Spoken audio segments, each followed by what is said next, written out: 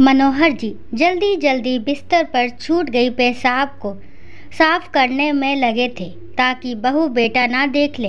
कल ही तो बहू काजल ने नई चादर बिछाई थी और बेटे रवि को सुनाया था कि अगर पापा जी ने फिर से चादर खराब की तो वह नहीं साफ करेगी, भले ही घर छोड़ना पड़े। मनोहर जी को किडनी की समस्या के चलते ऐसा कभी कभी हो जाता है। बेचारे मनोहर जी को अफसोस भी बहुत होता था। जल्दी से चादर हटाकर मनोहर जी बाथरूम में उसे धोने लगे। ये सोच कर के बहू आज बेटे के साथ अपने भाई की शादी के कपड़े लेने गई है तो देर से लौटेगी।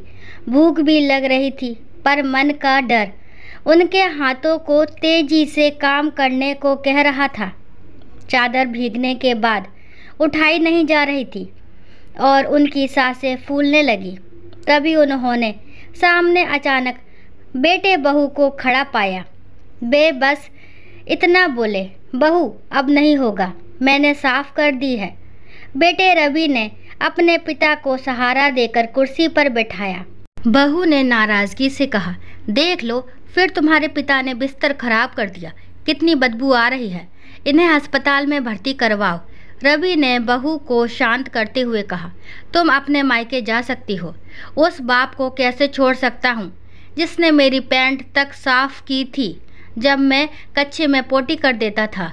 उस बाप का पेशाब नहीं साफ होगा जिसकी यूनिफॉर्म पर मैंने उस दिन टॉयलेट कर दी थी जब पिताजी अपने सम्मान समारोह में जा रहे थे।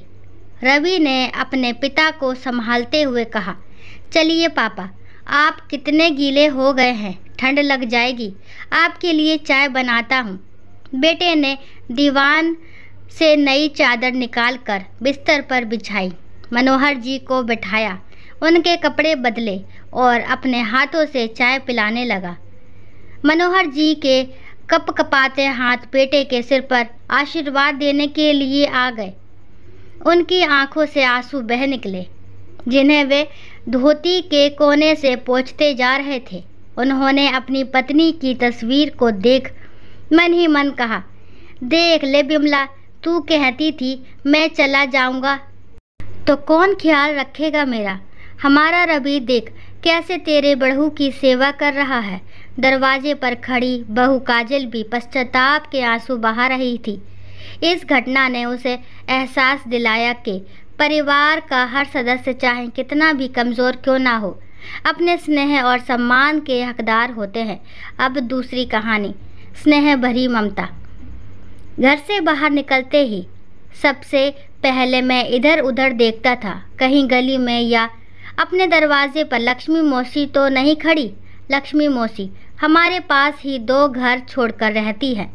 जब कभी मुझे बाहर निकलते देखती है, उन्हें कुछ ना कुछ बाजार से मंगाना ही होता है, कभी सब्जी तो कभी दवाई तो कभी दूध। तंग आ गया हूँ उनसे, कभी कभी तो मन करता है जी भर कर सुना दूँ। खुद के बेटे को तो गांव से बाहर बड़े शहर भेज दिया और मुझे यहाँ नौकर समझ रखा है, पर अकेली रहती है। अंकल भी शायद बीमार रहते हैं, इसलिए चुप हो जाता हूँ। यही सोचकर अपनी बाइक मैं अब घर से दूर ले जाकर स्टार्ट करता हूँ कि कहीं आवाज़ सुनकर आ ना जाए। आज बाइक लेकर अभी गांव की गली के मोड़ से मुड़ने ही वाला था कि सामने से लक्ष्मी मौसी दिख गई, हाथों में बड़ा सा झोला लिए, पैदल पसीने से तरबतर। ना जाने क्या हुआ मुझे, मैंने बाइक रोक दी। राम राम मौसी। पैदल क्यों, कोई रिक्शा नहीं था क्या? सांसें काफ़ी तेज चल रही थी उनकी। अपने पल्लू से पसीने को पोंछ थोड़ा रुक कर बोली, राम राम बेटा, राम राम।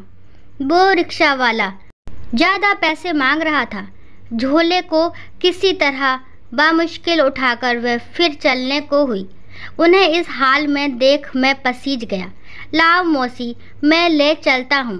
उन्होंने एकटक मेरी ओर देखा, फिर कुछ सोचने लगी। चलिए ना, क्या सोचने लग गई आप? उन्होंने कुछ बोला नहीं। मैंने खुद उनके हाथों का सामान लिया और उन्हें पीछे बिठाकर उनके घर ले आया। अंकल मोबाइल फ़ोन पर बातें कर रहे थे। बेटा, मैं भी बहुत बीमार रहता हूँ। तेरी माँ भी थक चुकी है, अभी बाजार गई है सब्जियों को लाने, फिर मेरी दवा लाने बड़े बाजार जाएगी। गांव के बच्चे कितना करेंगे हमारे लिए। सच कहूँ तो वो भी बचने लगे हैं हमसे। अंकल की ये बात सुन मैं कहीं ना कहीं खुद से नज़रें चुराने लग गया था। अंकल हाथ में दवा की पर्ची लिए फ़ोन पर बातें किए जा रहे थे। हमें अपने साथ ही रखता तो ना जाने उधर से क्या बोला गया। अंकल फ़ोन रखकर रोने से लग गए। लक्ष्मी मौसी उनको चुप कराते हुए बोली, आप क्यों उससे रोज़ रोज़ ये विनती करते हैं? मैं हूँ ना, जब तक सांस है मैं खींच लूँगी अपनी गृहस्थी। मौसी ने उनके हाथ से दवा की पर्ची ले ली। उनके माथा अभी भी पसीने से भीगा हुआ था। उनकी ये परिस्थिति देख दिल में दर्द सा उठ आया। अरे तुम जाओ बेटा, तुम्हें देर हो रही होगी। मुझे छोड़ने के लिए साथ आ गए। मौसी ने भरी हुई आवाज़ से मुझे जाने को कहा। उन्हें देख मेरी आंखें भी भर आई। मुझे क्षमा कर दीजिएगा मौसी, मैं पड़ोस में रहकर आपकी इन परिस्थितियों से अनजान था। आप मुझे पर्ची दीजिए, मैं दवा लेकर आता हूँ। जब खुद का बेटा सब जानकर ही अनजान बना बैठा है तो तुम क्यों माफ़ी मांग रहे हो बेटा? क्योंकि आप मुझे भी तो बेटा कहती हैं मौसी। मैंने अपने इस हक से उनके हाथों से पर्ची ले ली।